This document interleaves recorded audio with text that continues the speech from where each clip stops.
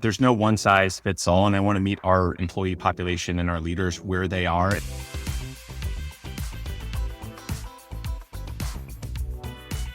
Hey, welcome back, everybody, to the Culture Works podcast. I'm Chester Elton. I'm here with my dear friend and co-author, Adrian Gostick.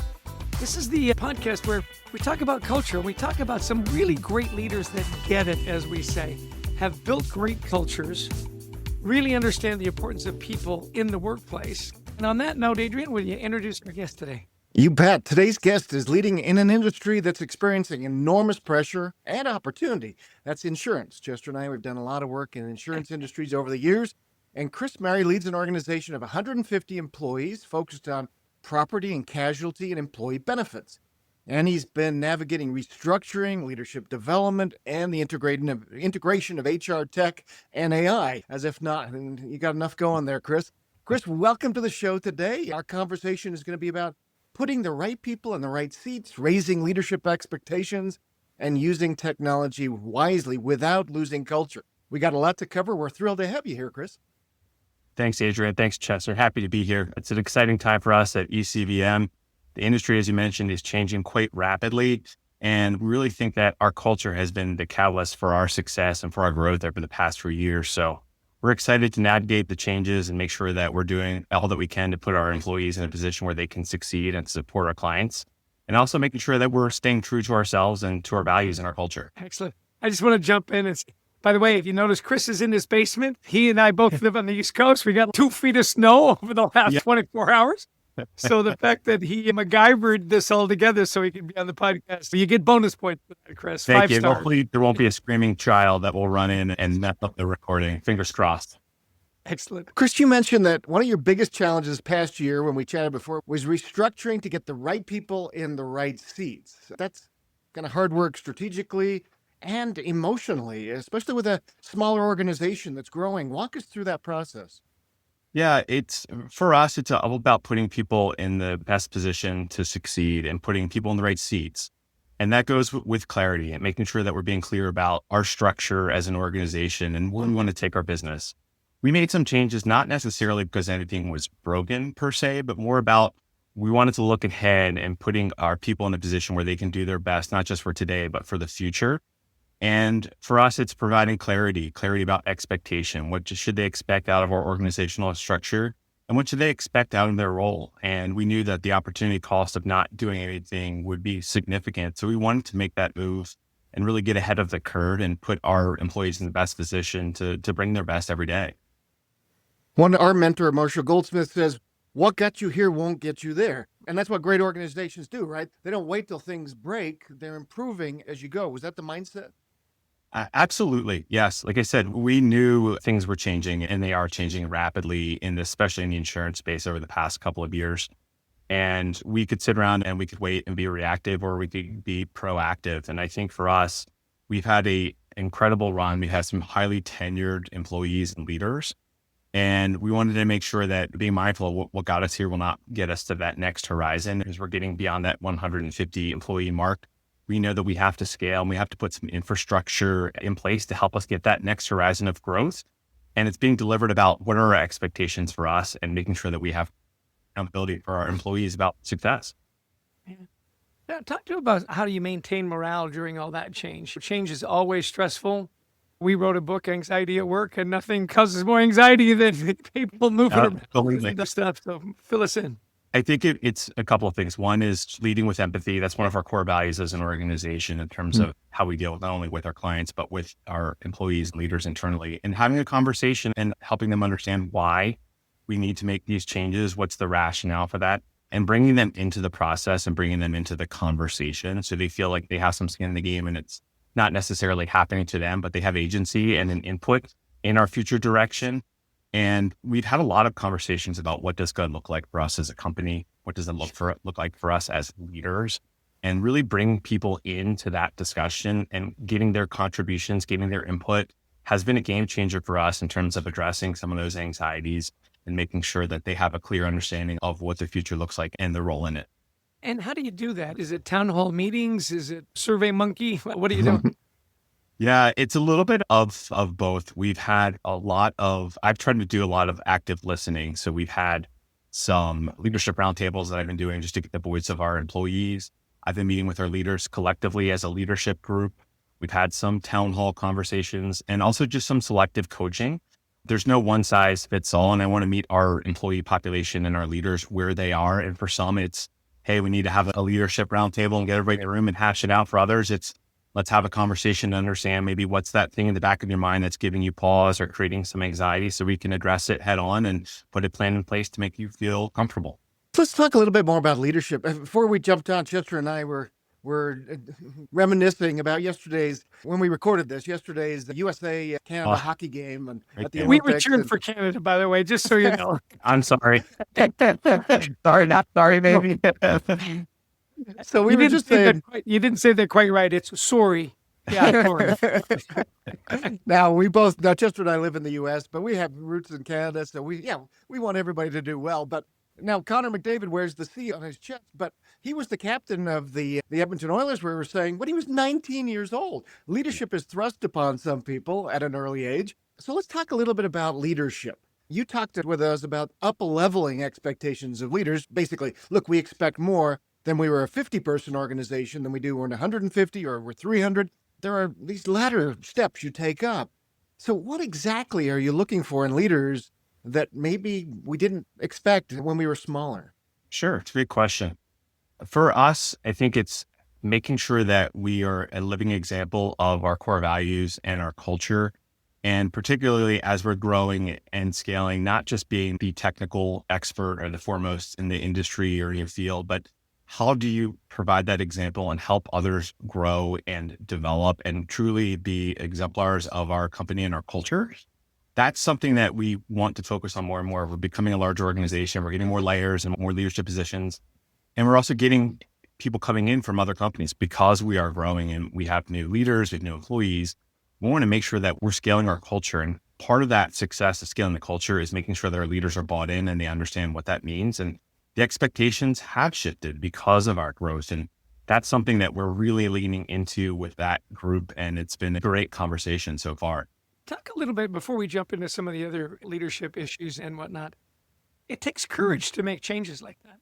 It takes courage to move people around. How are you as a leader empowered by that? Where does that come from? Is it the supportive team? Is it a mandate? Is it after you did the listening? Because change does take courage, even when it's for the best. Where did that come from?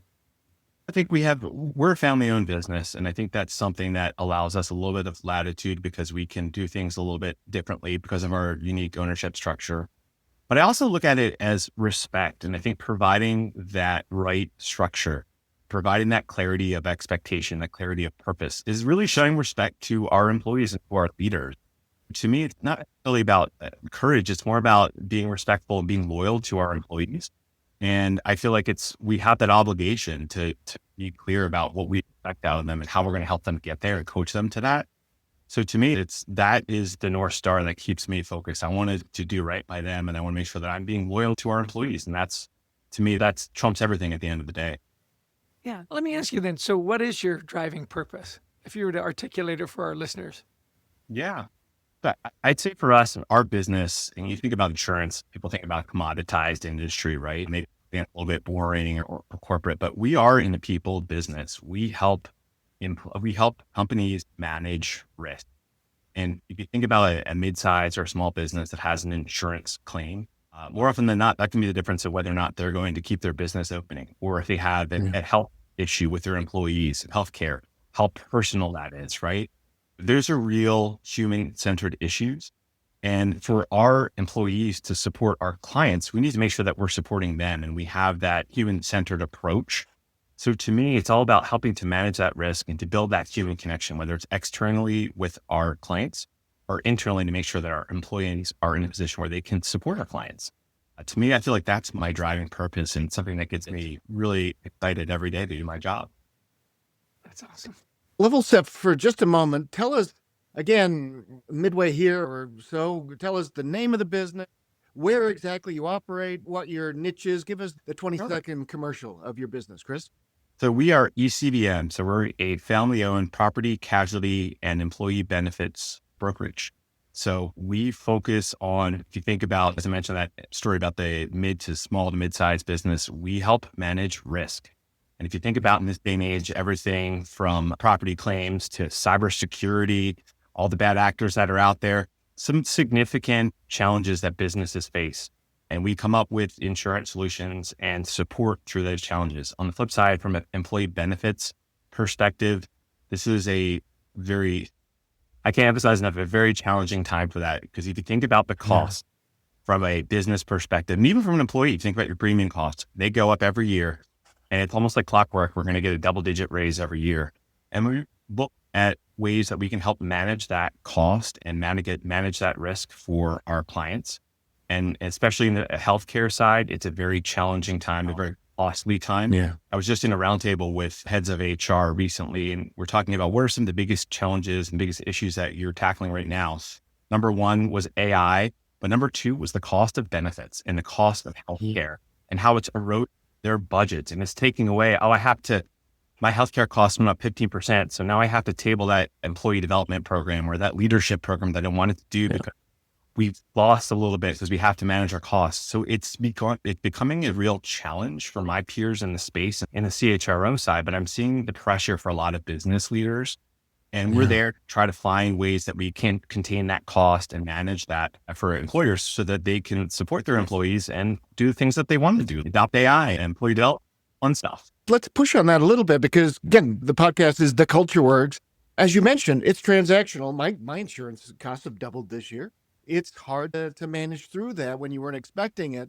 So insurance can be seen as transactional, as you say, but we all, the three of us here, know that culture is a differentiator. The reason that I'm with my insurance company that handles most of my things and my benefits insurance is that they care about me. They know me individually. They can find ways, let's try this or this. In a highly competitive environment, how does culture win? Adrian, you hit the nail on the head. That's exactly how we're winning because we are trying to find that human connection and that relationship. We joke, we almost want to become your friend, which you never think about that as an insurance broker. But the reality is the industry is consolidating. Historically, there have been a lot of family-owned and independent agencies that are being bought out by private equity. And with that comes the pressures to scale and drive efficiencies and maintain costs. The trade-off is that you don't get that personal connection and that personal service. And that's something for us because of the way we are structured as a family-owned business.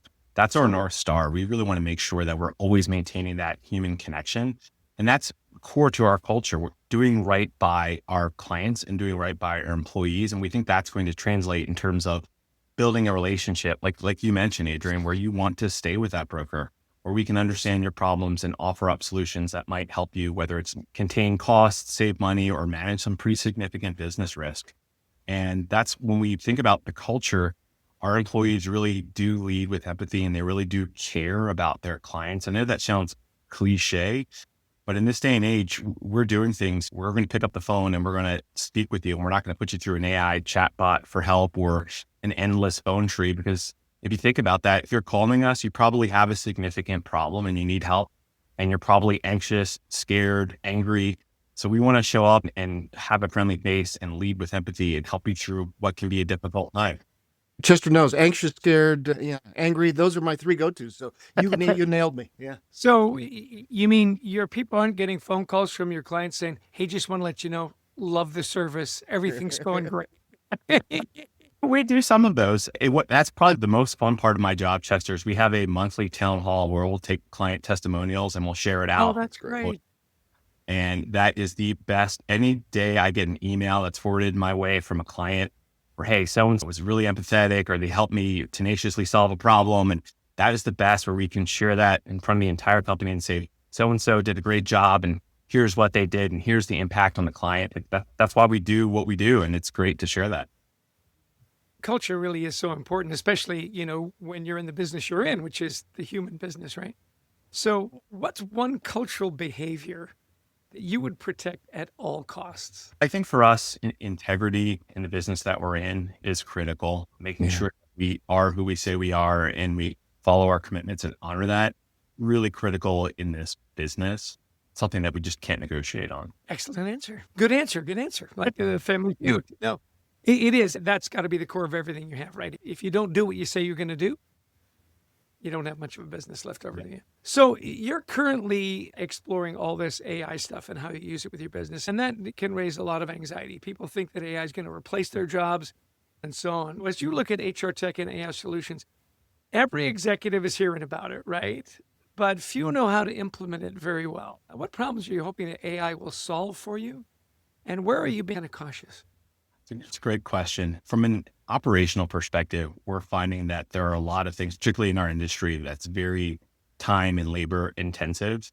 And we're exploring AI, and we're in a partnership with a company right now that can help take a lot of, I'll call the pain points away from our associates and our account managers and allow them to focus on the client service and the more fun things, right? Building that human connection. So there's a real positive for us as a business in terms of how we operate, because we can free up some of that time and allow them to do what I consider the higher value, the higher touch types of interactions. Like anything, there's a change and we have to address that and have to be honest. I think there's that scary perception of, hey, it's going to take my job. And I don't necessarily see that. I see it as a tool that will help us be more effective and more efficient in our jobs. I think as an HR practitioner, we need to be front and center with that journey to support our leaders and our employees through that, understand their concerns and their anxieties and address that and put them in a position to learn to adopt these tools effectively. I was just in a conversation with our operations leader, and it was just interesting to talk about culture. We were talking about some of the AI implementation that we're doing with this program here. And she said, I'm so excited because I can take some of the not fun stuff and I don't have to deal with that. And I can actually lean into the fun things like coaching my team. And so I actually have trained the chatbot to help me with performance reviews so I can deliver them more effectively and be a better leader. Use that to do some role playing. And that's a great use. Think about that. It's in line with her core values and how she can be more empathetic as a leader to her team. And it's a really good news story that AI doesn't have to be this scary thing and it can be a positive. Yeah. Question for you, Chris. So how do you use AI personally? I know you've got it for business and stuff. Obviously, this is important to you. So I'm guessing you're playing with various AI platforms and so on. How are you using it? I'm using it's funny, I do use it for role play, believe it or not. So I'll have a couple of situations, especially if I know it's going to be a high touch or a difficult conversation, just to make sure that I'm showing up in my best. I've done that for a few times. I'm using it for some of our core HR processes. We're exploring something about an AI chatbot that can help answer some really simple questions about our handbook, because employee handbooks can be dense and long and legal. Yeah. So some of the things like that. We're also using it on a talent acquisition side. That's something where I've seen it's been a bit of a challenge right now in the talent marketplace in particular, because so many applicants are using AI to polish up their resumes and their cover letters. And I'm hiring a HR director. We had 700 applicants in oh my gosh, a few days, which is incredible. Now, I'd like to think that's because we're a great company and I'm an exciting leader to work for. The reality is that they probably are using AI agents to apply to pretty much everything and anything and customize their resume. The downside of that is that there are probably, of that 700 applicant pool, there are probably some really fantastic candidates that I was just never able to get to because of the volume and the noise that's in the system. When I talk to other colleagues in the recruiters and others in that space, it's becoming a real challenge. So something that I'm trying to navigate, and I know others are too, how do you find those genuine humans and make those right connections in the world full of noise? Wow. Hard for hirers and the hirees right now. Okay, so let's go to a section we call the Culture Challenge, Chris. This is where we're going to chat maybe a mini coaching lab for folks. I just looked through the scenarios. I think we've covered a lot, but what we haven't done maybe is this. And you talked about empathy, but most companies, they want high standards. But a lot of people right now, we saw recent stats, anywhere from 70, 90% of people say they are somewhat to a lot burned out. It's a tough time. As you've talked about, AI is coming in disrupting. We've got economic challenges, political uncertainty. We've got so many things going on. People are on 24/7. They never get to slow down. So what do you say if you're coaching a leader on your team who wants high standards, but maybe they're afraid of burning their people out? Where's the line? How do we help? It's a great question. You're right. It just the stakes seem to get higher and harder every year as we go along. And the good news is that AI in some cases can help take some of the burden off. On the flip side, the other thing is in having this conversation too, there might be even more expectations because of all the things that AI can help with. We're going to expect our leaders to do even more with those tools, right? So I think we need to think about what are the guardrails and how do we make sure that we're showing up for our leaders and our employees and creating that space to take a break, to recharge, and to make sure that they have the wellness that they need to be their best every day.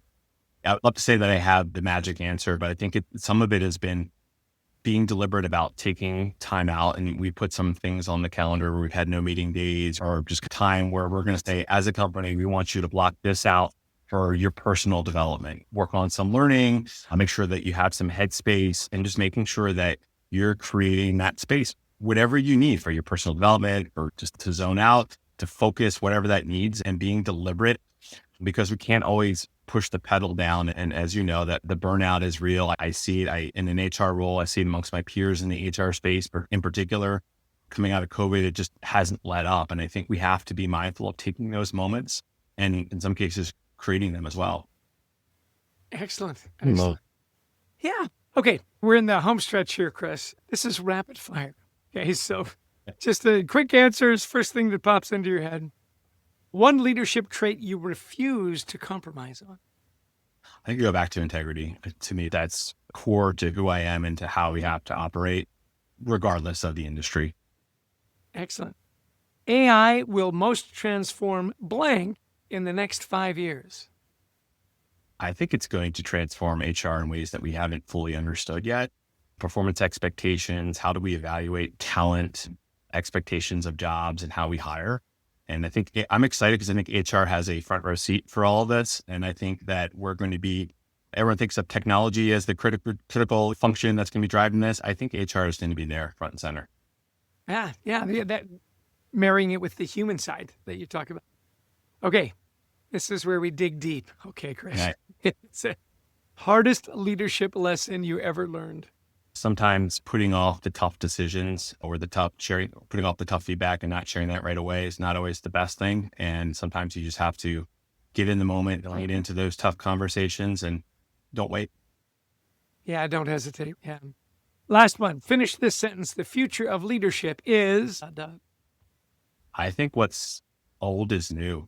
I really do. It's so much focus on AI and what it can bring, but I think the human aspect of leadership will not go away. And if anything, it's going to be even more important. That's your answer. I love the phrase, if you want a great new idea, read an old book. Yeah, I like it. That's awesome. Thanks, Chris. This has been just such a thoughtful conversation on raising the bar, leading through change. People want to connect with you. Where would you point them? They can find me on LinkedIn at Chris Mary, and always welcome to have a conversation. I love chatting with folks about leadership, culture. It's a fun thing. So please reach out. Excellent. And that's Chris Mary, Mari. And yeah, thanks, Chris. This has been awesome. Is there anything we haven't covered that you think, this is the one last thing I need to share with our listeners today? No, for me, again, I know I'm preaching to the choir with you all, but to me, I think culture really is your business and it drives value. And it's not just a nice to have or something that's a slogan on a letterhead or employee poster. And this is our business. It's how we operate. And this is what has helped us double in size, grow, and will continue to grow. And I see the power of it. And that's why I love to have conversations with leaders like yourself, because I believe firmly in it. Excellent. Amen to that, Adrian. Hallelujah. Thanks for joining us on the Culture Work podcast. Chris, you've really given us some real gems today. And for those of you that are listening in, Adrian, I always like to do a little recap here at the end as to what it was we learned. So we'll let you go, Chris. But again, thanks for finding the time. Thanks for braving the storm and meeting us in your basement. You're a champ, and we appreciate it.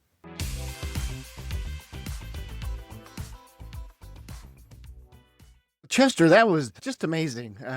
Meeting Chris. We had a nice chat afterwards, finding out he's a Philadelphia Flyers fan. Chester's actually a New Jersey Devils fan, despite the fact that Chester actually believes that every other New Jersey Devil fan he's ever met is not very smart. You mentioned that before. My biggest conflict with the Flyers is that they're orange. I should be cheering for them instead of the black and red on the Devils. But yeah, it's so funny because we did talk hockey, obviously the gold medal game and all that kind of stuff. But there's something about the hockey culture. You know, he was so thrilled to get his daughter to the first game, and he's got great seats there on the red line and on. You know, there is that community sense, and I really got that with him, with ECVM, this family-owned company that says, look, It's about that human connection. It's about creating memories. It's about managing risks. It's, you're a small, mid-sized company. You've got stuff coming up. It might be the difference of whether you stay in business or not. Yeah. And we want to be not just your insurance. He says, I know it sounds goofy, Yeah. but we want to be your friend. I love that. And isn't it interesting? It's so much like the other CEOs are bringing us in, because now and then we'll get brought in by somebody who, hey, I really believe in the stuff you do. My CEO doesn't. Right. So come and try and convince them. And look, if you don't believe in culture as a competitive advantage like Chris does, I just wrote down, hey, look, this puts us in the best position to succeed. He talked about living our core values is better than technical expertise. He talked about all these amazing things that we believe in. And yet you can't convince somebody who doesn't get it unless they see this in action. Really powerful from our perspective to see a leader like this who gets it, who's going to be successful for years and years to come. Yeah. He gets it. I love that when we say that. Hey, that guy gets it. And the other thing, too, about technology is 700 applications. You got to be kidding. I mean, that's an avalanche of what? And his perspective where he said, there's 3 or 4 really good people in there. How do I find them? And AI really helps me weed through all of that. The thing that really impressed me was giving his employees a voice. Whether it was the one-on-ones, it was surveys, it was town halls and stuff, and listening and leading with empathy. Talk to him. He said, you have a stake in our future. How empowering is that? We want I love that. because you have a stake in our future, and we want to know what that is, and we want to know how to leverage that. Well, when you and I go into an organization, we know there are these levers we can pull to increase engagement, right? Help people understand the future vision, give them more recognition for it's really simple things. The third is give them a voice, especially in things that affect their jobs. It's like a no-brainer. And yet so few companies do this well. And so I think, what he's putting in place is nothing revolutionary, but it's revolutionary in the way that it's put into place. The people actually know that my leader cares about me. I have a voice. I feel safer here. And just what he talked about with burnout, I thought was really interesting too, is use the tools, use AI to prevent burnout. Don't just make expectations higher and higher. Yeah. And the other thing I thought was really interesting is that core value of integrity. He came back to it a couple of times. So that's the core of everything we do. We do what we say we're going to do. We keep our promises. And then his hardest leadership lesson, don't put off the hard conversation, because we all do. Oh, boy, don't we hear that? People unfortunately, wait too long, maybe to get rid of somebody who doesn't fit the culture, who's toxic. We've done that, you and I. So, and the idea that it just courage, the delay never helps, and putting it up. And we're human, right? Very few people get up in the morning and say, I hope there's a lot of conflict today, because I live for conflict. I was born fighting, it's, but at any rate, I just thought his approach to people and the business and keeping perspective, like you say, it was just so refreshing. And that's what's going to differentiate the great organizations in the future. We're all worrying about how AI will affect things, increased competition that's coming at us from places we've never seen. And Chris is right. It's going to be the human connection, people that will differentiate your business in the future, not only with innovation, but also with how they treat your clients, et cetera. So I think, he's put an exclamation point on all of our work over the years with our book, All In, with our book, The Best Team Wins, all the work we've done. You mentioned anxiety at work, leading with gratitude. Everything comes to this point where it's people that are going to differentiate your business. And when the culture works, everything else works a little better. That's why we call it the Culture Works Podcast. Oh, there you go. We just connected the dots for you right there. Yeah. Hey, listen, appreciate all of you that gave us your time. Hopefully there are 1 or 2 really good nuggets that you pulled away from that. Chris Murray, Mari on LinkedIn. Boy, he does. He gets it. I'm sure he's publishing some great stuff there. Follow us on LinkedIn. We sure appreciate your time. And if you like the podcast, recommend it to a friend or family. Give us a little thumbs up and a little recommendation. That's always a little positive reinforcement, goes a long way. So from me and Adrian, have a great week. When the culture works, everything works. Cheers.